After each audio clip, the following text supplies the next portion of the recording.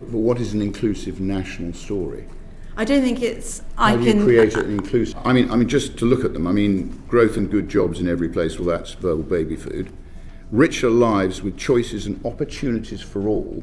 What does that mean? Does that mean you're going to hire people on merit or through ability? I'm not clear. I'm of adequate intelligence. I'm not very clever, but that's not entirely clear to me, so I don't... Ever wondered where your tax money is actually going? Suddenly, Rupert Lowe absolutely shreds this culture secretary over the vague ideological priorities she is spending your money on. Pay close attention to her facial expressions, watch how she stalls the moment Rupert presses her on the main issue, because by the end of this, she actually admits something even she shouldn't have said out loud. Let's get into it. The focus of my questions is on the set of new priorities which you introduced in July 24, which were growth and good jobs in every place, richer lives with choices and opportunities for all, a more socially cohesive country with an inclusive national story. So I was interested, who did that come from the DCMS or did that come from the Minister? Yeah, from the Secretary of State. It came from the Secretary of State? Yeah. Because as it says here, in January 26, given that you hand out 484 million to these 15 institutions, or you did in 24/5, I think I'm right in saying in January 26, unless you tell me differently, you hadn't clarified how you intend to assess whether the museums and galleries are delivering against those three priorities. So has that been clarified yet? So the framework agreements, as it says in Figure 10, those relate to the core objectives that we've already talked about, and that is the basis on which we've been giving them the money. These objectives, the priority outcomes, we've been putting into the chairman's letters. So each year, alongside all the things we've already talked about, we also write to each chairman or chairwoman to set out a whole series of common factors, including these sorts of things, but also some particular things for each institution. So are they clear on what they need to do? Because presumably you will skew your grant funding to those who actually deliver on your objectives. You are, after all, the master, and they are ultimately receiving gifts. So is it clear to them? From your answer, I'm not sure it is entirely clear to them. They know about these priorities, but we haven't said to them, therefore you need to do this number of jobs over this time period, or this is the definition of social cohesion. So that we're going to come back to all of our arm's length bodies, and it's part of the wider work DCMS is doing on its outcome delivery.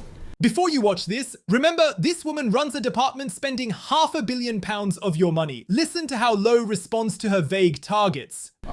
Just to look at them, growth and good jobs in every place, well, that's verbal baby food. Richer lives with choices and opportunities for all. What does that mean? Does that mean you're going to hire people on merit or through ability? I'm not clear. I'm of adequate intelligence. I'm not very clever, but that's not entirely clear to me, so I don't see how it would be clear to them. And then you look at a more socially cohesive country with an inclusive national story. Now, our history is our history.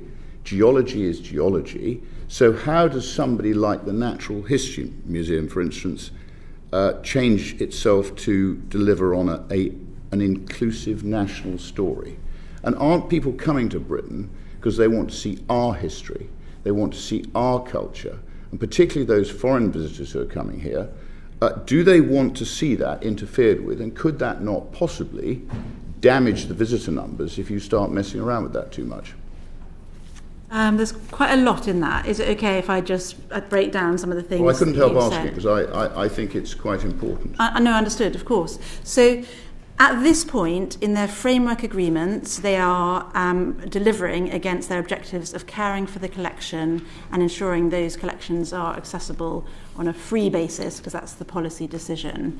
We also measure these specific KPIs that are set out in Figure 11 that have been in place for a long time, and we're updating those as we've discussed, and we will publish those once updated later on this year. In terms of the priority outcomes that are set out on page 36. That's quite important because it might be her intention, but unless they understand how to deliver against that intention, it's all very well to have intentions. You're asking museums and galleries to try and deliver against a ministerial wish list.